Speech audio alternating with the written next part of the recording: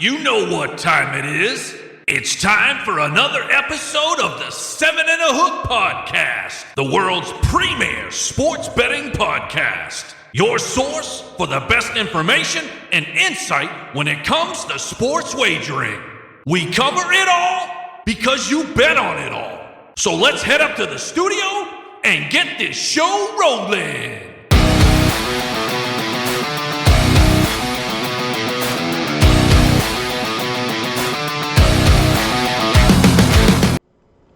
Hello and welcome everyone to another episode of the 7 and a Hook Podcast, the world's premier sports betting podcast. I am Brooksy, the Irish Insider, and I am no longer flying solo as my partner in crime, Easy Money. Eric LaFleche is back, flying with me. Easy's back. Back again. Jesus. Listen, I've been waiting to do that for like 2 weeks, all right? So anyway, Easy Money. This is not scripted, by the way, as you can tell. So back in the chair. Anyways, man, how you been? I've been good, man. Busy. Covering all kinds of things for 7 and a Hook Podcast. That's it. Back in the saddle. Good to be back. It is good to be back. Lots to cover tonight. And, just because he wasn't on air, he was still dabbling, okay? And he was cashing some tickets. Matter of fact, he was on vacation for a few days, and he was in front of a few sportsbook from what I recall. But we don't have to talk about that. But you did have some fun. Not this episode. We will cover it. Yeah, but you cashed some winners. So good job. Hey, anyways, appreciate everybody tuning in. Again, it's nice to have my partner back. And you know what? Again, appreciate everybody going all our socials because they've really been. We're getting a lot of traction, Eric, lately. Yep. So again, the number 7 and a Hook. So Twitter, Instagram, Facebook. Go to YouTube, search 7 and a Hook Podcast. Give us a subscribe. A lot of great content there. Man, we've been in 2 months and we've already got almost 1,000 views on most of our videos. So thank you very much. Right? Absolutely. You've done some solo shows, so I've had a nice chance to critique you, which is nice. Always good. Doing a killer job. Thanks for keeping holding the fort down and actually running all the way down the street with the fort. It seems like you're putting a lot of content out and that's how we're building the audience. That's how we got to do it. Yeah. So on tonight's agenda, okay, what's on the menu, right? As we say, well, we're going to talk a little NFL. We're going to start with National Football League Week 9. We're going to follow it up a little college football. Eric's going to break down a little bit of the NBA. We haven't really talked about the NBA since the season started. It's on fire. There are 8 to 10 games into the 82-game season, so there's some storylines and some interesting stuff to talk about. So. Yeah, I'm going to ask you when we get there because I got a couple questions myself. I'm going to break down the Breeders' Cup. Yeah, folks, that's this weekend.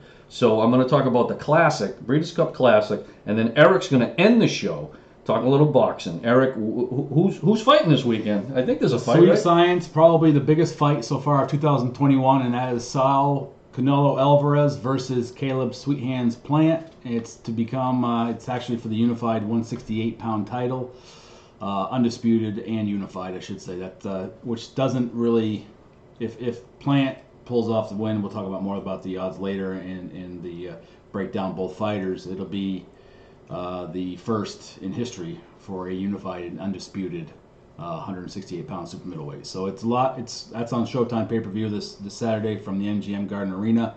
So we're going to end the show with that. That's going to be interesting to break down both fighters. So I would say that's a big fight. It's a huge fight. You've been talking about it for like a month. Absolutely. So, yeah. Before we get to the NFL, because we're going to get the show underway, I got to send a kudos, a congrats to Easy Money. He had. Well, I don't know. You had the World Series winning, and you picked in Game 6. All right. While he was away, like I said, he was cashing some tickets. Yep. So Atlanta Braves in 6, folks. That was on his call. Okay. And we don't like to play favorites here, but I will tell you the hat that I just. It might be. Let me do this right here. It might be the throwback Atlanta Braves. I hate to do that. I've been a Braves lackey since 1982, so I can say, not a bandwagoner. I've been through the 100-loss seasons. I've been through the 100-win seasons.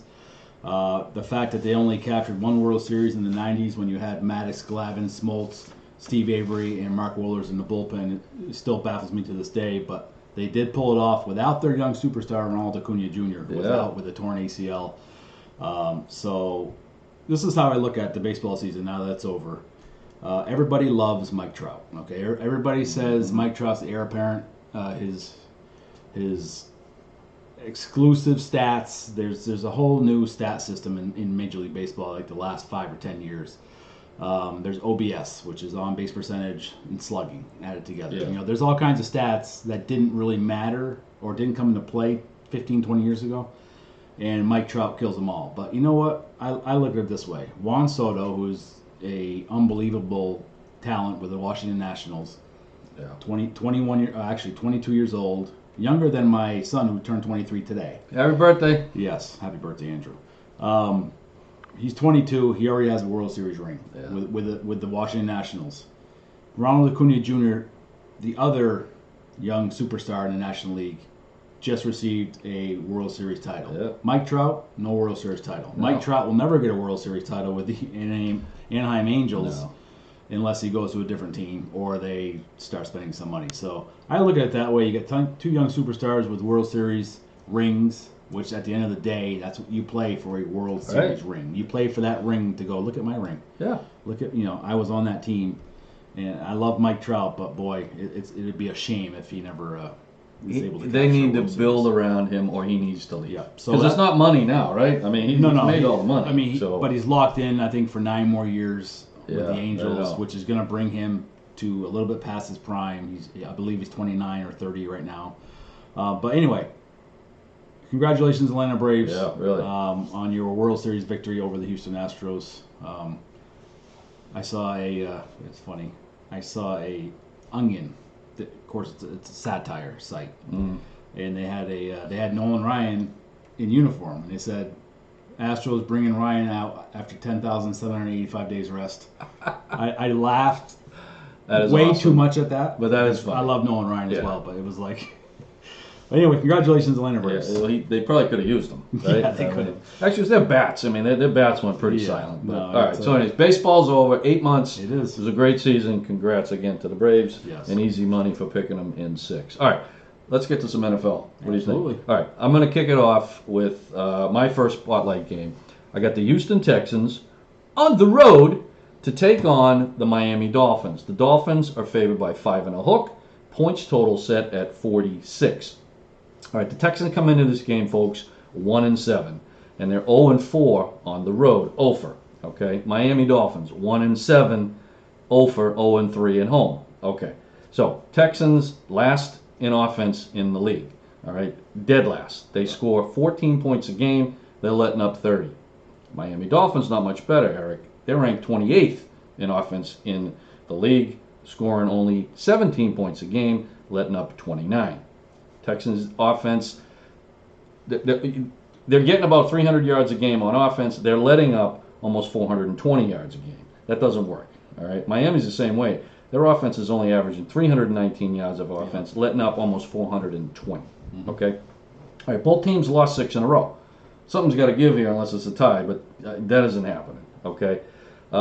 Last week the Texans got beat by the Rams 38-22. Okay, Miami lost at Buffalo. They had a good game. Buffalo kind of pulled away in the fourth quarter. They won 26-11. Okay, what happens this week? Well, I think you got 2 front offices going in different directions. What I mean by that is Brian Flores, coach of Miami Dolphins, Eric, he's on the hot seat. I gotta think he has to be, but I mean, they had high expectations coming into the season. They were a 10-win team. They've had problems with quarterback injury. I agree. They've had some issues, and they've lost some close games. Yeah. You talked about the Rams beating the Texans 38-22. They were up 38-0 in that game. I know. So this is going to be a very interesting game, and I think I got to agree with you. Flores has to be on the hot seat. He's on the hot seat, and I think that GM Mike Greer, he's also on the hot seat because, listen, Tua, he's tying his wagon to Tua. I don't think that's the right move, Eric. I really don't. I'm not saying go get Deshaun Watson, even though he was there, but Tua, I don't know if he's going to take him to the promised. You know the thing with Watson. I mean, he has many allegations against him. Many, I know. He's not suspended yet. Nope. But he very well could be, and you got to remember, I had this discussion with somebody else the other day when we were actually at the sport book 2 weeks ago, and you gotta be reminded that Tua doesn't have a full season of starts yet. I agree.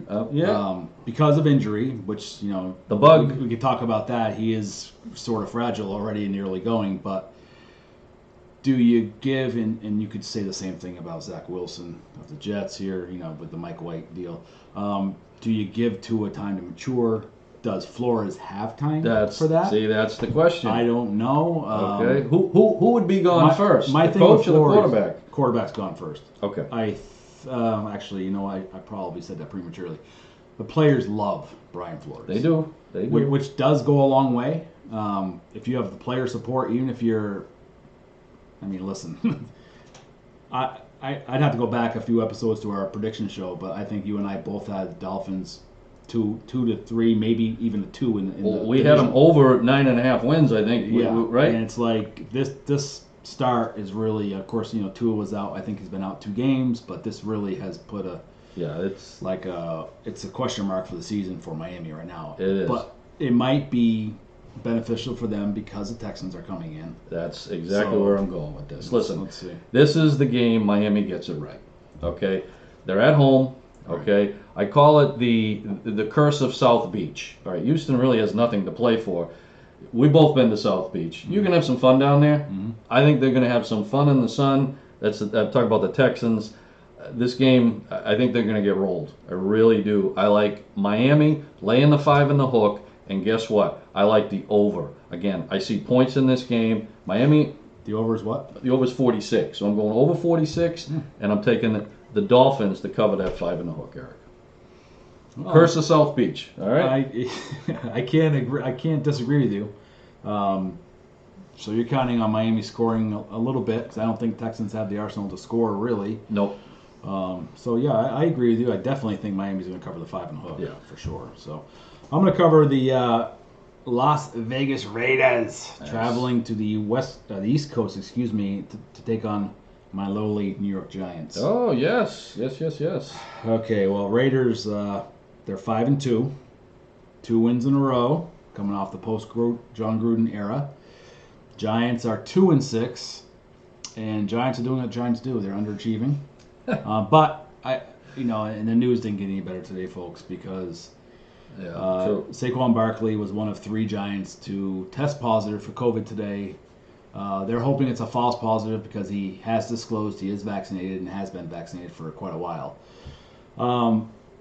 He's missed games due to injury this year, coming off, of course, the torn MCL and ACL from last year. Spent so many months recovering, then boom, gets a calf injury. So his timetable to return actually was this week. He's in protocol right now, and they haven't ruled him out, which tells you that we are progressing with the COVID situation. My gut feeling and what I think is the Raiders are a much better team than the Giants. So would another week of rest for Saquon be deadly to the Giants? You're 2-6. Mm-hmm. Saquon Barkley can take you to the playoffs if a few more of your weapons are intact. So save Barkley is my thought. But the Giants, they sit 27th in the power rankings out of 32 teams in the NFL. They've been... I'm trying to think of the proper adjective for this. Not good? Not good at all. Daniel Jones, is he the answer? He's a big kid, 6'5", 230. He's a monster. Is he the answer for the Giants? And my only thing I got to say, and I'm not making excuses of Daniel Jones at all, but his favorite target's Evan Ingram, who's been out for the majority of the year already. Yeah. Kenny Galladay is out. He's going to be out again this week. Mm-hmm. He's your deep threat, young kid, blazing fast, runs proper, sharp routes. So going into last week, the New York Giants, in the 8th game of the year, were starting their 8th offensive line configuration. If you know anything about football, folks, you only get cohesive offensive and defensive lines if you get time together. Yeah. Okay. If you're running your 8th configuration in 8 weeks, guess what? You don't have any bonding. You have no time. You have no time to to really gel as a team. So the Giants are. I'm trying to really. I don't see the Giants being all that effective against the Raiders. Raiders are coming off. They're 11th, by the way, in the power rankings this week. Yeah. And they're coming off their bye week. Which you got the John Gruden era. The question amongst all the journalists was, well, is this going to be a distraction? Are the Raiders going to be distracted? They proved they weren't going to be. I got to give them credit, In proper baseball fashion, enter the Henry Ruggs curveball. Oh, yeah. Okay, Henry Ruggs. Who's Henry Ruggs? He's got 919 yards this year. He's pretty good. 60 catches. He's 24 years old. He's big, he's strong, he's fast. He is the heir apparent to be the number one. Actually, he's already become the number one receiver for Derek Carr. So, Mr. Ruggs is traveling 156 miles an hour in this Corvette. Mm-hmm. That was on the telemetry unit built into the Corvette, which is a great thing. Yeah. That was recorded seconds before he slammed into a Toyota RAV4. That's fast. Both cars destroyed. The RAV4 female occupant driver did not make it. Yes, correct. So Mr. Ruggs, who appeared to be under the influence according to Las Vegas police, was taken to jail and is awaiting arraignment on 3 felonies. Yeah. One of which is vehicular homicide. The other is operating under the influence with fatality occurring. So in other words, without going into any more detail, because no more detail needs to go in, Henry Ruggs is gone, probably forever from the Raiders. How does this come into play? Well, big, obviously, and obviously condolences go out to the innocent lady that he hit. Oh, yeah. Because senseless, just a stupid decision that cost somebody their life. So football is obviously secondary. But as far as what we're doing, we're talking about the Raiders and Giants. So we're talking about Darren Waller, who's the best, probably one of the best tight ends in the National Football League. He comes back and he's healthy again for the Raiders. He's proven time and time again to be Derek Carr, one of his favorites in the red zone. He is. He's a big target too. 6'7". Right? Josh Jacobs, the third-year running back, Yep. He's going to be healthy again. He's getting more reps. He only had 6 touches last week. He's got to improve that. You need 20 touches from Jacobs. And quite frankly, the Giants' defensive line, their secondary is holding their own as much as they can, but the defense is allowing over 400 yards a game. And the Raiders are an explosive offense. Derek Carr is just having a phenomenal year. He's completing 67.7% of his passes. He's got 12 touchdowns, only 5 picks. His QB rating is 101.2. Nice. He's on point. I see Las Vegas continuing their winning streak, coming off their bye. They're healthy. Another week of rest, another week of preparation. Joe Judge and the Giants. The only saving grace is they're at home, but that's really proven to be no advantage for them this year. True. At some point, we can talk about the same thing we just talked about with Miami. Is Joe Judge on the hot seat? Oh, I think he is. I do, because this isn't his first year, right? No, this is the second year. Second year. Okay. Again, you go in your first year as a Giants head coach without Saquon Barkley.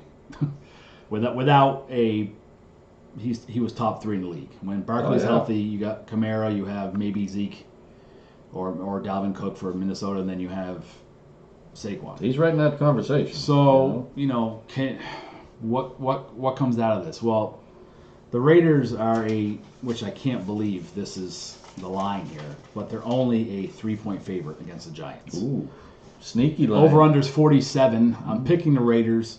Okay. To make this segment halfway short here. I'm picking the Raiders to easily cover. I'm picking the over as well. Raiders are explosive.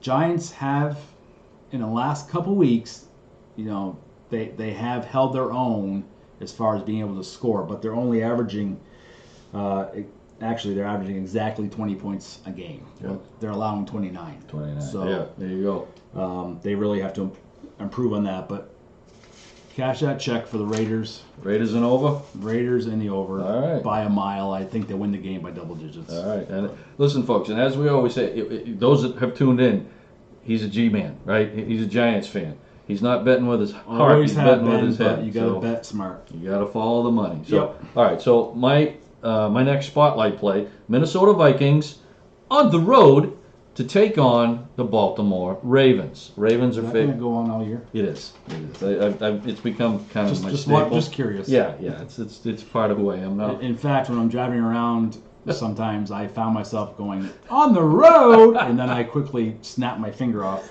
Listen, I want to break it off and never do it again. It's trending right now. I wish I was lying when I said that, but I'm not. You're not. So I'm proud of you. Thank you. I'm like, did I really just say hashtag dumb, or what should we hashtag that as? On the road. Anyways, all right. Ravens favored by 5 and a hook. Okay, points total set at 49 and a hook. Vikings come into this game 3-4. They're 1-2 on the road. Ravens 5-2 overall, 3-1 at home. Okay, Vikings coming off a tough 20-16 loss at home against the Dallas Cowboys, and that was minus Dak Prescott. Right. That was very disappointing. The Vikings are a talented team. Yeah. They should have taken that game. Not that they handed it to the Dallas Cowboys, but they kind of did.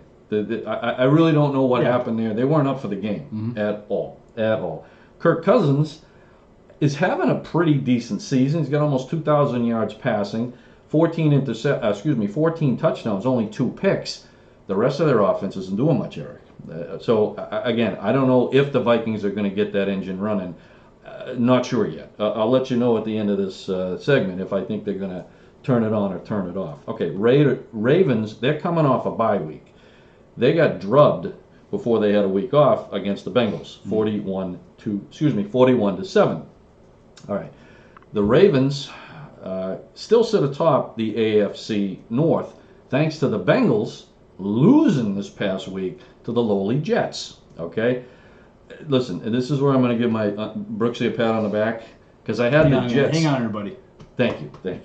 I had the Jets last week, getting 11 points at home. They won the game outright. So hopefully everybody tuned into last week's podcast because that was one of my top plays. All right, so this week, the Ravens need to keep pace. Okay, why? Because the Titans are 6-2. Those two teams are going to be battling out, I think, Eric, for the AFC. Okay, number 1 seed. Okay, home field advantage means a lot in the playoffs. So I look for the Ravens to keep it rolling, keep pace with the Titans. And listen, the Vikings are heading out east. I think their ship has sailed this year, Eric. I really do. I don't see them getting up for a non-conference game against the Ravens. Early kickoff time. So I'm taking the Ravens, covering the 5 in the hook. And as far as the points total, Ravens lay down the hammer. I'm going over the 49 and a hook. Okay, I agree with that. I don't think Minnesota's quite done yet. But again, Kirk Cousins, and it's such an interesting stat. Kirk Cousins is the most efficient quarterback in the NFL and gets the least love. He does. But again, I think that as Minnesota go, or as Dalvin Cook goes, Minnesota goes. Yep. Without a healthy Dalvin Cook, that hurts. Well, if you don't respect the running game, you can collapse the pocket, and then your quarterback's even rushed out that much more. Okay, well, I want to talk about the Jets versus Colts, which is actually the game at 8:20 tonight. Nice. So Jets travel to Indy. Jets are 2-5 and playing like a Super Bowl. No, I'm just kidding. About half the game. The Colts are 3-5. Yeah. So the big story, obviously, is Mike White. Mike White has. If I put a Jets helmet on, I look like Mike White. Out of shape, But you know what? I love Mike White. That guy goes 35 for 39, 415 yards. Where did that come from, right? And he's like, yeah, I could lead any team. I could lead, and I'm thinking, you know what? He was a backup. He's got backup experience. Yeah. It was just very, nonchalant. And then what do you do if you're the Jets? It reminds me of a Wentz and Foles issue. Yeah, that's right. On a different level, Good obviously point. with Philadelphia. Yeah. But now you got Mike White, who's already he's proven to be the best quarterback in the history of the NFL for 1 week. Is he gonna back it up? We'll see after this week. Actually, we'll see after a few hours. Yeah. But now the Colts are favored by 4.5, 4 and a hook. Over unders. No, I'm sorry. The Colts are a 10 and a hook favorite. Yeah, that's what I thought. Sorry. Yeah. With the over under at 46 and a hook. So Colts at home. Carson Wentz is playing out of his mind, and you have Jonathan Taylor. Jonathan Taylor is quickly becoming a go-to running back. Now, Wentz, I don't know really what's got into Wentz. He's playing like he's 5 years younger and never been injured. Wentz, they have some weapons. He's been making some mistakes, though. You know what I mean? Like Not recently, though. That's the thing with Wentz. Yeah. I mean, he did early on in the season, but he's playing out of his mind the last couple of games. But I think the Jets are going to find out, the Jets front office is going to find out what Mike White's about, I think. Was last week's win against Cincinnati, which they should have never even been in that game. True. Because I still think the strongest team in the AFC is Cincinnati. The Jets winning that game, it's an anomaly. I mean, whatever it is, it happened. Yep. I mean, It happened. hell froze over for a week. But the Jets traveling to Indianapolis tonight, I think the Jets are going to, I think the Colts are going to cover 10.5. Yeah. And I think I'm going to pick the under. I don't think it's going to be a high-scoring affair, but I think it's going to be a 24-7, 24-10 type of game. White's going to come back down to earth. He's going, you're really going to see that. God, it's such a quandary for the Jets because you have the number 2 pick. Yes. Sitting there, and is history repeating itself? What's that saying? If you do the same reaction over and over, or you do the same thing over and over, you expect a different reaction. It's insanity. Insanity, yeah. The Jets front office has to be. You got Mark Sanchez, Yeah. you have Sam Darnold, you have Zach Wilson. Are they jinxed? Right? Well, there's a reason that Trevor Lawrence chose to stay his senior year at Clemson. That's a good point. Because he didn't want to be drafted by the Jets. Yeah. And he went on record saying that, which is awful risky if you're a prospect. So that tells you right there, But let's not, I don't want to go overboard and, say 1 week with Mike White equals Zach Wilson's going to be on waivers. No. It's still Zach Wilson's team, but you better start performing. Anyway, they don't get it done this week. The Jets are paltry on offense. They're averaging less than 20 a game. They're letting up almost 30.4 points a game. Colts have the ability with Jonathan Taylor to make you respect the run. Wentz still has a cannon of an arm. He's got fast wideouts. If barring any injuries, if Wentz plays like Carson can play, he'll rack up another 300-yard night, and you're going to see what Mike White's made of. I mean, if White's the real deal, then everything I'm saying right now, you never know. That's why they play the game. But that's the game on tonight. But I am picking Colts to cover 10 and a hook, and I'm taking the under, which is 46 and a hook. I just don't see them coming anywhere near that. I think they played their Super Bowl last week against the Bengals. It very well could be. So nobody expected them to win that game, including you and I. So. No. All right. So my next spotlight game in the NFL, LA Chargers on the road, favored by 1 and a hook. Traveled to Philadelphia to take on the Eagles. Points total set at 49 and a hook. Chargers 4-3 overall, 2-1 on the road. Eagles 3-5 overall, 0 for goose egg, and 3 at home. All right, Chargers are coming off a home loss to the New England Patriots last week, 27-24. Now that was after a bye week, Eric. They had an extra week of preparation. They were not ready for Bill Belichick and his scheme. It was like the Patriots had an extra week off. Absolutely. Now, prior to their bye week, they lost to the Ravens 34-6. So they're coming off 2 straight losses, okay? Now, the Eagles, they ended a 2-game losing streak against the Detroit Lions. Everybody beats the Lions, but you know what? You got to play the teams in front of you, and they got back off the snide 44-6 over the 0 for 8 Detroit Lions. I don't know if they're going to win the game this year, Eric, but we'll talk about that maybe another show. Now, Justin Herbert, almost 2,000 yards passing, 16 touchdowns, 6 picks.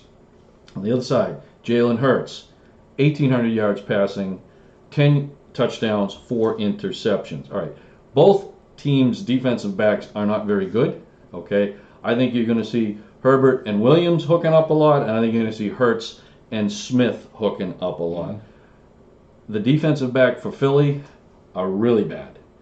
The Chargers are going to come out east. They're going to cover this 1 and a hook, and guess what? It's going over the 49 and a hook. So I like the Chargers to come out east, cover that 1 and a hook, and also over 49 and a hook. I think I agree with you if Bosa can catch Hurts. Yeah. If he can't catch Hurts, Hurts is going to put a hurt on the Chargers.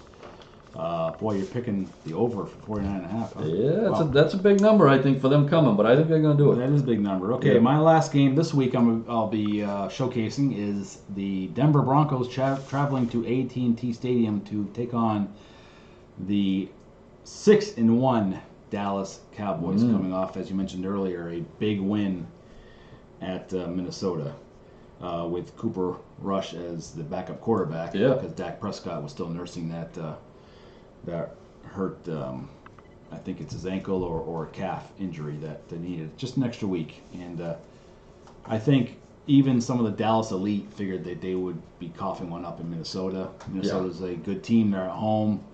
And as you said earlier, Minnesota basically threw Dallas a bone. And Dallas said, thank you very much. We'll go home to host the 4-4 Broncos. As a 6-1 team, and easily the division. I mean, they're going to clinch the division before half the season's over. I know. Didn't see that coming. NFC least, but did not see that coming. Fun fact: Dallas is 7-0 against the spread this year. Nice. They're favored by 10. Yeah. The Broncos, of course, just trading away Von Miller to the Rams. What are they doing? My thought was, okay, well, they're not 0-8, they're 4-4. Are they giving up their season already? Why do you get rid of Von Miller? Their heart and soul. It reminds me a lot of Houston getting rid of J.J. Watt. Yeah. Von Miller is the heart and soul of the Denver Broncos defense. 100%. Now he goes and plays with Aaron Donald. Yeah. Think they got better? That's what the Rams needed, was more better players on defense. Give me a break. Crazy. Anyway, Dak Prescott's going to be back this week, and I can't stress enough how impressed I am this year with Dak Prescott. Yeah, I agree. This guy, we watched that gruesome injury last year, and we were like flashbacks of Alex Smith, Joe Theismann, and I'm like, oh my God, just gruesome injury. Prescott, he comes back, and you wouldn't have ever said he was ever injured. No. He passes. I remember his first pass from scrimmage this year, game number 1. He's on his 2-yard line. 38-yard gain. Yeah. And I'm like, he dropped back. He put weight on that ankle, and like it never bothered him. I still, to this day, don't know how the premier professional athletes are able to put that out of their mind. Yeah, they're in another stratosphere. It's got to be, I'm sure there was a sports psychologist. There's got to be ways to put it out of your mind. But man, if I'm dropping back, I'm in my end zone, and I just went through 18 months of intense physical therapy, and I got 20 screws and plates in my ankle. How is that not on your mind? It has to be. And he didn't play any preseason games, Eric. Remember that? He didn't take a snap. Remember, you and I were like, yeah. But wow, Dak Prescott is on another level. Impressive. Dak Prescott's even good for Dak Prescott. Yeah. So now he's got Amari Cooper on one side. He's got CeeDee Lamb on the other side. He's got Ezekiel Elliott, who's returning to form in the backfield. Yeah. They're going to easily cover 10. Yeah. And the over-under is 49 and a hook. They're going to cover that, believe it or not. So you bet Dallas, bet the over. It's going to be a high-scoring affair. Prescott's going to have a phenomenal game. In front of your big crowd, you got that big 8,000-mile screen up top that's going to replay every one of their touchdowns. CeeDee Lamb's going to have 100 yards. Amari Cooper's going to have 100 yards. Elliott's going to approach 100 yards. It's going to be an offensive explosion as Dallas returns home with Dak. I'm going to have to check out some of the player props then. Yes. You kind of talked me into it. All right, so that's going to wrap up our NFL Spotlight games. I'm going to move now to college football. I'm going to break down a couple games. After that, we're going to move on to Mr. NBA, and he's going to talk a little NBA, but I'm going to get to 2 college football games first. All right, Virginia Tech -3 on the road to take on Boston College. Points total set at 47. Virginia Tech 4-4 in the season. BC 4-4 in the season. Now they're 0 for 4 in the ACC, BCC. Very disappointing. Virginia Tech, they're coming off a win against Georgia Tech. Very impressive, 26-17. That ended a 3-game losing streak for the Hokies. not having a great year on defense by any means. That's really what's been their Achilles heel this year, Eric. Virginia Tech letting up over 200 yards passing a game. They're letting up 178 yards on the ground. BC, start of the season 4-0. They've lost 4 straight. And again, 0 at home. They lost last week 21-6 to Syracuse. Last year, BC traveled down to Blacksburg, tough place to play, and they got walloped 41-14. All right, I said Virginia Tech defense not that good. I look for a big day out of BC's wide receiver Zay Flowers, okay, and also running back Pat Garwo. Okay, so I think BC is going to come to play. This is Friday Night Lights, man. This is at Boston College. BC's really not going anywhere this year. They get back off the losing sack, and they win this week. Not only win, they're going to cut. Well, they're getting 3, so they're going to win the game outright, and we're going over. That's right, over the 47. So look for the Eagles to fly and to take the Hokies out. All right, my next spotlight game, second spotlight game. Wake Forest on the road to take on North Carolina. Okay? North Carolina. Sorry, folks. Favored by 2.5. Points total set at 76.5, Eris. Big number. Wow. A really big number. Were you on the NFL, on the NBA? Yeah, this is like a basketball game. All right, Wake Forest, 8-0 on the season, currently ranked 9th in the college football playoff rankings. They're one of 8 teams that are still undefeated. North Carolina comes into this game 4-4. Pretty disappointing season considering where they were preseason. Wake's coming off a 45-7 win over Duke. North Carolina gave it a valiant effort but lost at Notre Dame 44-30 last weekend. I got to look at 2 quarterbacks. Sam Hartman for Wake Forest. Eric, listen to these numbers. 2,400 yards passing, 22 touchdowns, only 3 picks. Okay? Phenomenal. They're 8-0. He gets no love in the Heisman. He's plus 4,000 to win the Heisman. Makes no sense. Now, listen, he's a live play right now. I'm not saying go all in on this guy. Sprinkle a little bit on his plus 4,000 because if they run the table, Eric, he has to be at the table, so to speak, when they're giving out this Heisman Trophy, right? Yep. Okay. Quarterback on the other side of the ball, Sam Howell. Well, he was a preseason favorite, or one of them, to win the Heisman. Started off horrendous. He's not even in the discussion anymore. But he's been coming on as of late. He's got almost 2,200 yards passing, 19 touchdowns, 7 picks. 3 of those 7 came in game 1 of the season. So you can see what he's done the second, after game 1. Yeah. All right, Wake Forest, scoring machine, 43 points a game. They're only letting up 23. North Carolina starting to score a lot of points too. 36, letting up 30. All right, this is a 12 noon game. These teams are only 90 miles away from each other, okay? There's a rivalry built in just because of geography. Wake Forest thinks they're going to play on New Year's Day. North Carolina was supposed to. They're not. This is their New Year's Day. They are going to play spoiler. They are going to beat Wake Forest. They're going to cover the 2 on the hook. As far as the points total, no. It's going under. North Carolina's defense comes to play. I'm taking North Carolina minus 2 on the hook, and I'm going under the 76 and a hook. Okay, Eric, Mr. NBA, you are up. Yeah, a couple of NBA games to watch tonight. You have the Oklahoma Thunder traveling to the LA Lakers home. Thunder 1-6 and 0-4 on the road. Whoa! I didn't do that right. On the road. You get there. Lakers 5-3 and 4-2 at home. Of course, you have Anthony Davis leading the way, 25 points a game, 11 boards, 2.5 assists. Big pickup over the offseason for the Lakers, of course, was Russell Westbrook, Mr. Triple-Double. He's an eccentric guy. To say the And least. some of that is rubbing off, in my opinion, just from what I observed, rubbing off a little wrong with, of course, the main player on that team, LeBron James. Yeah. I don't, because James has never played with a personality like Westbrook. No. Westbrook is a free spirit, let's say. That's a good one. I like that. Yeah. He's a non-destructive Dennis Rodman. Okay, and I mean that in a good way. I mean, Rodman is a Hall of Famer, one of the best rebounders in history. Westbrook travels to the beat of his own drum. But you got the Thunder traveling. The Thunder has Alexander is their big player. Shea, what is it? Gilgeous Alexander, I think it is. It's hard to say that name. It is. You call him Shea. He really, yeah. He doesn't mind. He really should change his name so I can pronounce it. SGA. Yes, Isn't it SGA. like, yeah. Shea Alexander. There you But Thunder is in a rebuilding. They've been in the rebuilding for a while. They've had some phenomenal players travel through They have. the Thunder, including Westbrook. You know it. Yeah. Including James Harden, played Yep. for Oklahoma Yeah. at one time. But the Thunder, Lakers are favored by 11. They're going to easily win that. LeBron's playing like he's 25. He's in his 19th year, Patrick. That's hard to believe. And Seriously. Yeah. It is. I mean, yes, he came out of high school, so he's a little bit younger than the average person. He's been in the league 19 years. He's not 40 years old. Crazy.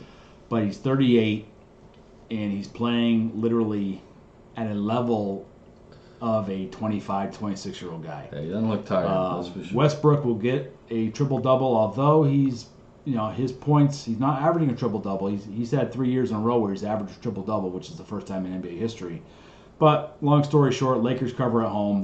They're 11-point favorites. They're usually going to cover, and the Thunder are going to go back home 1-7, and the Lakers will improve to 5-2 on the road. Another game is the lowly Houston Rockets traveling to Phoenix to take on one of last year's finals participants, the Phoenix Suns, who are not having quite the amount of success they had last year. And I think a lot of that stems from the DeAndre Ayton contract talks. He wanted a max rookie contract extension, and Phoenix said, no, we're not doing that. No. Which, to me, is a travesty because Ayton is only going to get better. He's still a young guy. He's 23 years old. He's big. He doesn't miss games. He'll give you 20 and 10 to 12 a night. Yep. So, I mean, I don't know what more Phoenix expects, but by treating him the way you treat him, he's going to bide his time and he's going to move on. Yeah. You have a very aging Chris Paul, one of the best point guards in NBA history. He'll be a Hall of Famer. He's averaging 11.8 assists this year. Wow. Points are down, but he's Chris Paul. He's a playmaker. Phoenix is favored by 10 and a hook. The over-under points is 219. Of course, I would be laughing at that if it wasn't the new NBA. 5 years ago, 219, I'd be like, there's no way they're going to get 200. Yeah. But the NBA now is, look, Ma, I'm shooting a 3. That's it. And shoot 3 first. That's kind of we could do a 2-hour show on my criticisms of the new NBA. We won't do that. We won't bore you guys that much. But it goes against everything that Dr. James Naismith thought up when he had the peach basket hanging from a tree in Springfield, Massachusetts. Wow, that was a nice reference. That was a nice history. Thank him for that. And that's where the Hall of Fame is located, obviously. But it's not what Mr. Naismith imagined. No. And I, being an 80s kid, I have to go back to the Phil Jackson era Chicago Bulls. When you ran a half court, you had B.J. Armstrong, you had John Paxson bringing the ball up. They passed it to Jordan, obviously. Jordan won the triangle offense, half court offense. Half-court offense in the 2021 NBA is non-existent. Doesn't exist. No. When you see players like Steph Curry, all you hear is Curry's hitting 45% of his threes. And you're like, okay, that's respectable. I mean, Bird did the same thing, and back in the day and stuff. But he averages 12.5 attempts a game. You're like, most teams back in the 80s didn't. Most teams didn't attempt 10 in a game. Yeah. So it's really it's a different NBA to watch. It's fun if you're a young person. I'm sure it's fun to see the athleticism is off the chain. Oh yeah. The game quality is lacking, in my opinion. Yeah. Right now in the early going, the Heat are up on the Celtics, 20-14, and without going to the box score, I would imagine there aren't too many 2-pointers there. No. Maybe some foul shots, and probably a couple guys get 2 or 3 threes already. Yeah. So it's a different game. It is. I don't want to be one of those curmudgeons who can't follow the trends, but it's tough to watch anyway.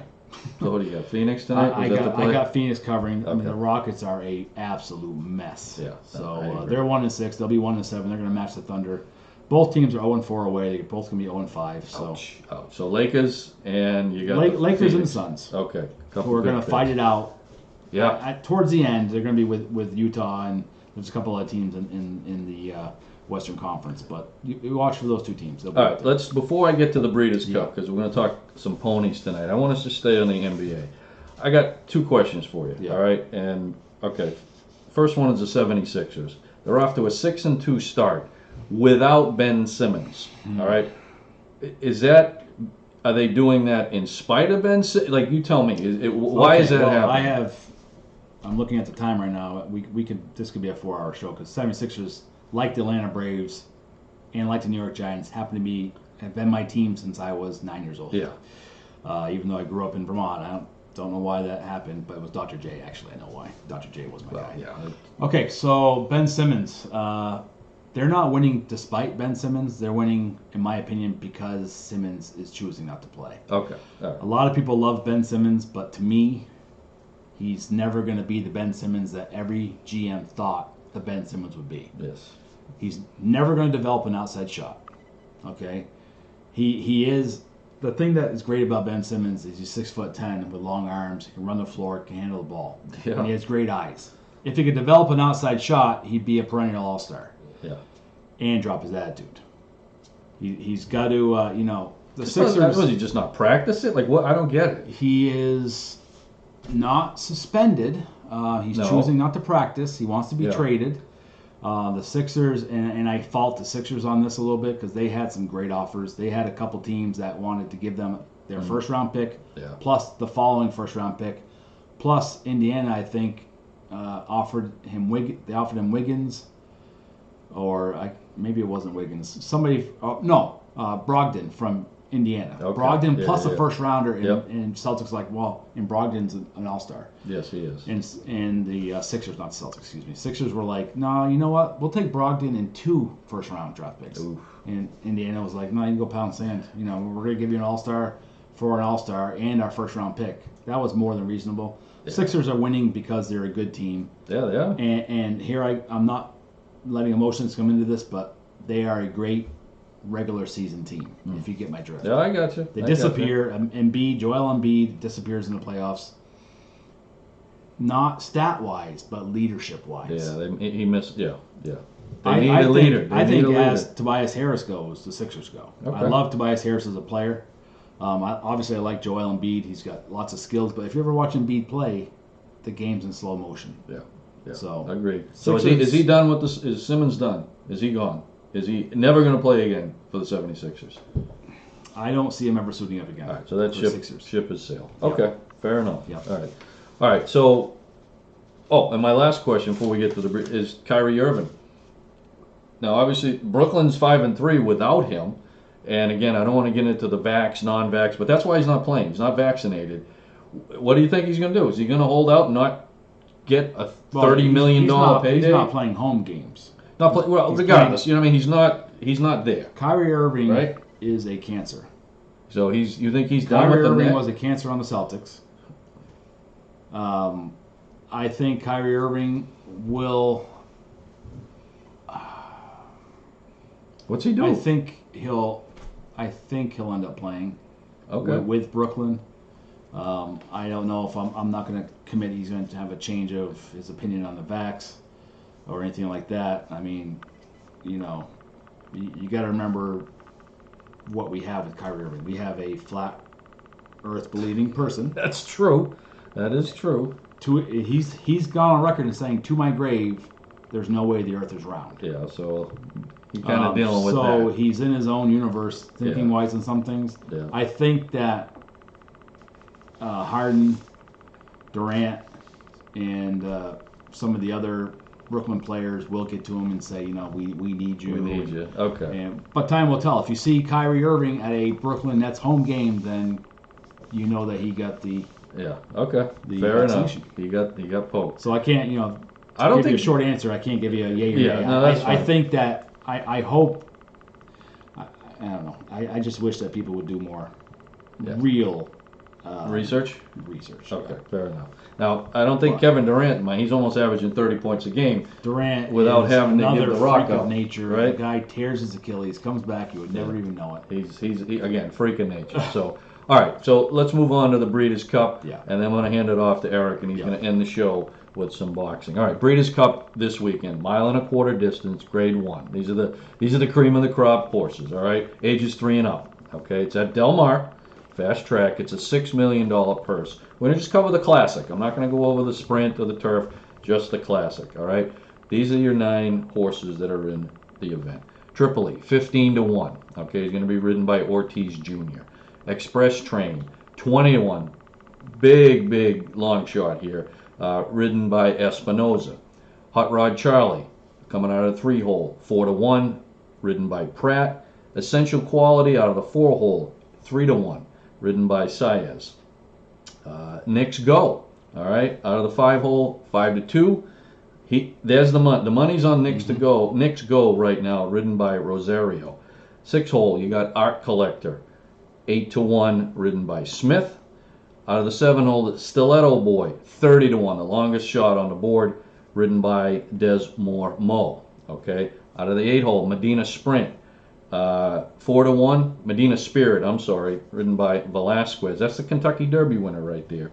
And then the last horse out of the 9-hole is Match Player, 8-1. So I'm looking at three horses in this race, Eric. The first one is Tripoli out of the 1-hole.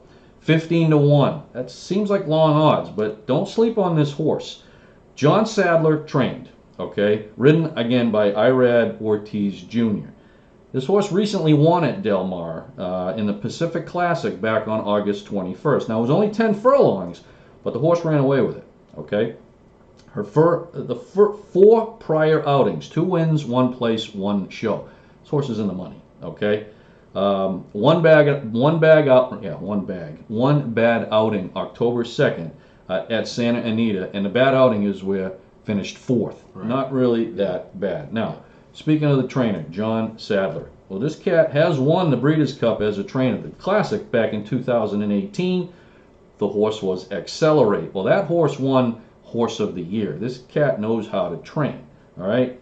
The jockey, Ortiz Jr., also won a Breeders' Cup Classic back in 2019 aboard Vino Rossi. Okay, so there's some juice behind that 15-1. Second horse I'm looking at, Medina Spirit, as I mentioned, the Kentucky Derby winner. It's Zidane Stables, okay, and Bob Baffert. All right, suspicious circumstances. The horse was found to have an illegal inflammatory after drug testing. All right, so that Kentucky Derby is still in question. All right, this horse, career earnings, 9 starts, $2.5 million in earnings. All right, 9 starts. Got 5 wins, 3 place, and 1 show.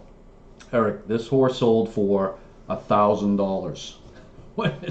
So for $1,000 investment, they've made $2.5 million. That seems like a pretty good investment, right? Money. Okay, so most recent ran at Del Mar and finished first in the Belief Stakes. That was back on August 29th. It was 1 mile. Well, it ran again in the Awesome Stakes at Santa Anita on October 2nd. Won that race. All right. Jockey John Velasquez has been on board the last 6 times out for this horse, so a lot of familiarity here. Right. The third horse I'm looking at is Essential Quality, 3-1 shot. Okay, Brad Cox is the trainer. He's got 2 horses going. Louis Saez is the jockey. Now this horse, 9 career starts, 8 wins. It's all or nothing. Okay, $4.2 million in earnings so far. The only loss, 4th in the Kentucky Derby this year. Okay, and that race is still in question because of the inflammatory that was found in Medina Spirit. Okay, most recent, this horse ran on July 31st at Saratoga, finished first. It was 1 1/8 miles distance. Okay, Saez has been on this horse the last 8 rides. Again, a lot of familiarity. These are the 3 horses I'm going to be kind of dabbling in. I'm going to put a little here, a little there, a little there. I really like Tripoli, the 15-1 shot. I'm going to play an exacta box, 1 all. Listen, first or second, it's all he's got to finish, and I'm in the money. So Tripoli, Medina Spirit, Essential Quality. Can't go wrong with those 3 plays. Going to be fun. It's nice to see the horses nice back. Breakdown. I'm impressed. Thank you. All right, so let's put on the gloves. All right. I know you've been chomping at this. It's one of the biggest fights of the year. not quite as big as the Mike Tyson fight. No, I'm just kidding. It's Canelo, which means cinnamon in Mexican. Okay. I didn't know that. Mexican. In Spanish. Spanish. His actual name is Saul. Yes. Alvarez, but Canelo because he's redheaded, which a lot of Mexican people are not, evidently, because he is known worldwide as Canelo. Mm. When you say Canelo, you know Canelo. Well, Canelo is regarded as the pound-for-pound king of boxing. He's the biggest draw. He sells the most tickets. He's a 4-weight division champion. Yeah. He's 56 wins, 1 loss, 2 draws. Okay. That's a lot of fights. 38 KOs. His only defeat, of course, coming as a much younger Alvarez to Floyd Mayweather. You put those two cats in the ring now at the same weight. Of course, Alvarez is much heavier now, and there's no way that Mayweather survives unless he runs around the ring. Canelo is just, he's heads and tails above every other fighter, and I think Caleb Plant, who's from Asheville, Tennessee, now fighting out of Las Vegas, he is the IBF champion. He's 20-0. He's got 12 KOs. He's trained by Justin Garber and his father, Ronnie Plant. Canelo's trained by 2-time Trainer of the Year Eddie Reynoso, who also just took under his wing Andy Ruiz, who beat Anthony Joshua. Wow. That's right. Yeah. Canelo's a WBC and a WBO champ, and Ring Magazine perennial champ. So now, what's on the line? On the line is the 168-pound unified super middleweight championship of the world. Okay. Odds on this fight is Canelo is a humongous favorite. Yes. Minus 1250. Okay. Wow. Minus 1250. Wow.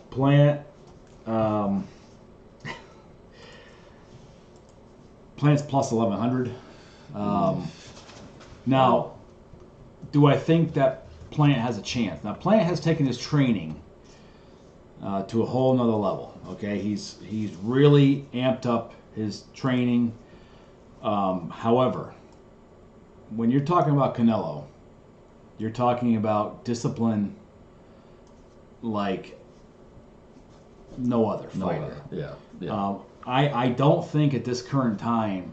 Now, I have watched Alvarez fight Mayweather at 147, fight Triple G. Now, a lot of people in the boxing world, including myself, believe that the first Gennady Golovkin fight, Triple G, with Alvarez, that Triple G won that fight. It was declared a draw, but I watched that fight 3 or 4 times, and I just think that Golovkin was a better fighter there. But anyway, it was one of Canelo Alvarez's 2 draws. Yep. So I watched him move up to light heavyweight. This guy started at 147. Now he's fighting Crusher Kovalev, who was an undefeated light heavyweight champion of the world. He destroyed him. Yeah. I'm like, this guy is packing on the weight. He's kind of like a Manny Pacquiao at a higher weight. Manny Pacquiao's an 8 weight division champion. Of course, some of those weight divisions are 2 pounds off. Yeah. Super bantamweight, super flyweight, stuff like that. But Alvarez is moving up big weight. He is. Now he looks very comfortable, very strong, very fast at 168. Plant. Now I'm not taking anything away from Caleb Plant, but this Canelo nails it in these press conferences when he just looks at Plant and says, "You've never fought anybody like me." Yeah. Right. And it's going to be a real. I think that Caleb Plant's going to really find out what Alvarez means. Mm-hmm. I think it's going to be a stoppage. Neither fighter has been stopped in their career. Obviously, Plant being undefeated, he's won everything. Wasn't known as a huge puncher, 12 KOs and 20 victories, but according to his trainer, he's really turned the corner on that, and now he's going to pack even more punch than he ever did before. Yeah. But boy, you're fighting Canelo. You're fighting in Las Vegas. Caleb Plant is not used to this level of fight. This is a pay-per-view. Yeah, this is big time. Plant's been on Showtime before, but he's been on, their regular Showtime. He hasn't been in this realm. And for Canelo, this is just another fight. I mean, is it the hardest guy that he's fought? No way. No possible way. And I love Caleb Plant. I'm a Caleb Plant fan. What I think Canelo is expecting from Plant is a jab. Plant needs to establish his jab, but he's going to jab and run around the ring. I gotcha. Well, the problem with that is that, and that might suffice for a lot of other boxers, but Canelo knows how to cut the ring in half, and then he cut the ring in a quarter.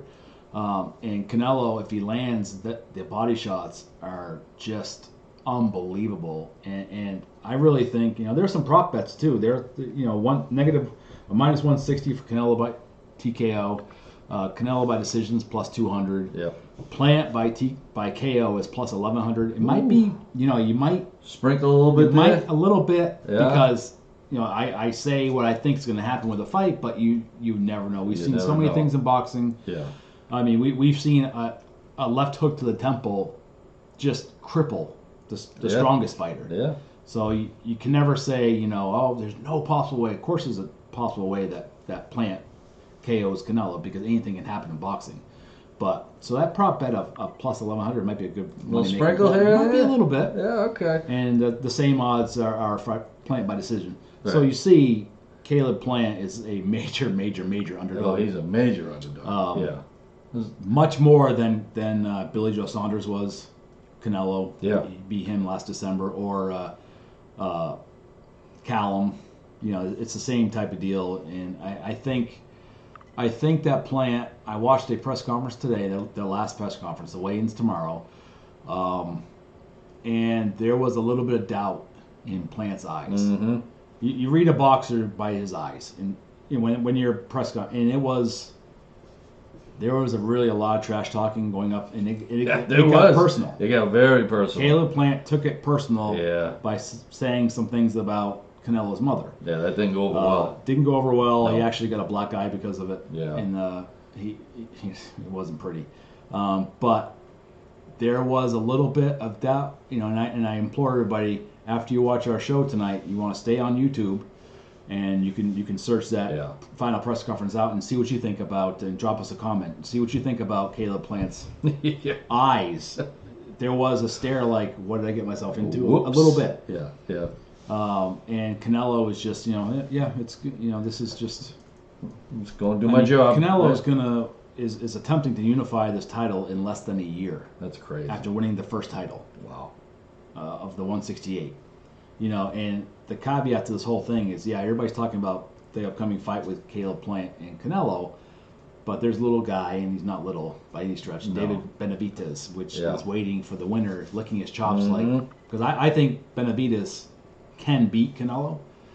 He's big. He's got to be 7-8 inches taller, but he's very lanky, really good boxing skills. I'm picking Canelo with a TKO. Okay. I'm not picking Plant. I think what's going to happen is I'm not picking Plant to get knocked out. I'm picking a TKO, which is a technical knockout. Yeah. Okay. And I think it's going to be a stoppage. I think Plant's trainer is going to throw a towel in, maybe around 8 or 9. You're going to see some massive body, some red body by Caleb Plant. Caleb Plant's in phenomenal shape, but he just hasn't ever been hit with the power of a Canelo Alvarez. So do you think Canelo is going to punish him for a little while? I think Canelo is going to punish him for a lot of while. Yeah, a lot of while. Okay, all right. I don't think I can't really see, unless he gets on his bicycle, I can't really see Plant winning a round. Yeah. Unless he does. Canelo is ready for that. Canelo said earlier in October, they said, he goes, we know what you're going to do. You're gonna poke and jab and run. He goes, but not this time. Not this time. You're not going to run this time. Yeah. And to be quite honest with you, I think that's the only game plan that Plant would stand a chance. And it's, again, I like Plant. He's a good boxer. He's got good skills, but you're fighting a person on another level. So once in a look generation, for Alvarez. right? Yeah, Fighter? Absolutely. Yeah. Look for Alvarez with a TKO before round 9. Okay. All right. So, all right, I like it. I know I've already bought the pay-per-view, so I'm going to be tuning in. So, it's going to be a great weekend. Football, NBA, Absolutely. we got the Breeders' Cup. So, boy, oh boy. All right, folks, that's going to put a wrap on tonight's picks and plays. So, we're going to head to the exits. But before we do that, you got to check out our new swag. Looking, you look pretty sharp over there. A little 7indahook.com, hats and shirts. Yeah, there may be a place on the website soon where they can get some merchandise, right? Merchandise at 7indahook.com, the number 7indahook.com. So, be on the lookout for some merch at some point. But Absolutely. anyways, hey, really appreciate everybody tuning in. Another episode in the books. Eric, glad to have you back. Mr. Absolutely. Easy Money back in the cockpit here, handing out the picks and the plays. Hey, listen, thanks again. Make sure you check out our socials, 7 and a Hook, Twitter, Instagram, and one of my things, Facebook. And don't forget YouTube. Yes. So, hey, listen, have a great day. And on behalf of everybody here at 7 and a Hook, may your bad beats be small and your big wins be monster.